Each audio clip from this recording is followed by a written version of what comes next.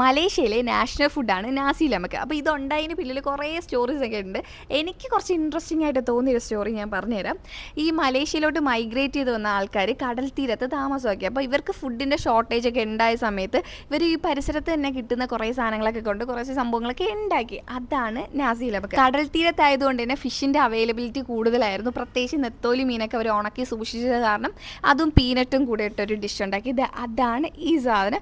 പിന്നെ സമ്പൽ, നമ്മുടെ ചില്ലി പേസ്റ്റും ഗാർലിക്കും ഒക്കെ കൂടെ ചേർത്തിട്ട് കുറേ നാൾ ഇരിക്കാൻ കണക്കിന് വിനാഗിരിയൊക്കെ ചേർത്തുണ്ടാക്കുന്ന സംഭവം.